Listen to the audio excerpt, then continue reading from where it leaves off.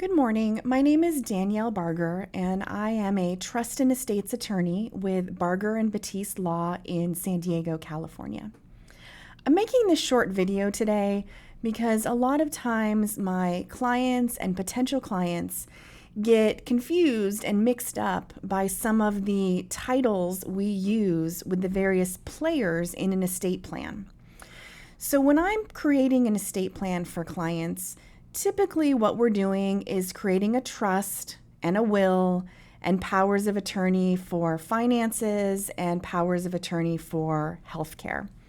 And with that, we nominate certain people that are important to you, and each of those nominations are a little bit different and they have different names associated with it. So I want to educate you today about what the various terms mean. So let's start with a trustee.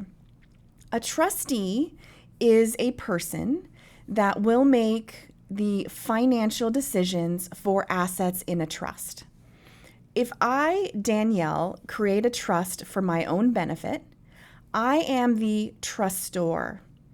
And if, as a typical plan is, I am also the trustee, I'm the person, I, Danielle, as trustee, who will make those decisions for those assets in my trust. So one of the important things that I will be selecting is who will be my successor trustee if I can't act.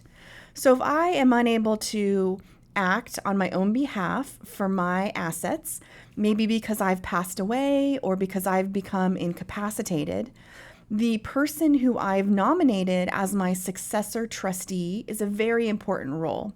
And he or she will make sure that assets in my trust are managed. They will make sure that the bills are paid for trust assets. For example, I have a home. That home is titled in my trust. I am trustee of my trust, and I pay my mortgage every month. But if I became incapacitated, when my successor trustee begins to act, he or she will be the one to get money out of the bank account in my trust, pay my mortgage on those trust assets, my house.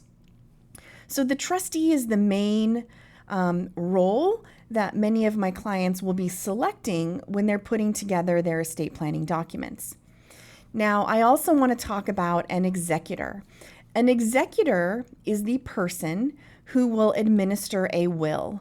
So here in San Diego, most of the planning that I'm putting in place is centered around a trust.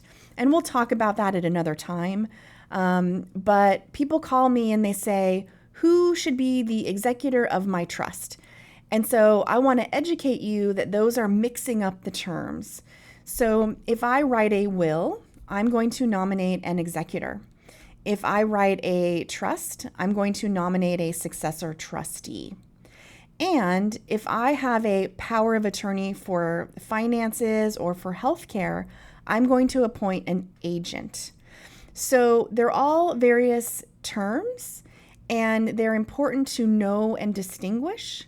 Generally, when I put a comprehensive plan in place, I will have a trust, and I will nominate 1, 2, 3 successor trustees. I will also have a will. Usually when that's being completed in combination with the trust, it's a pour-over will, and that will nominate an executor.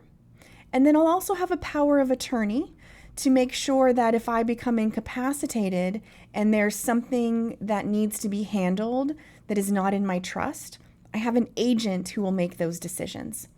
Commonly, I will put the same person in all those roles.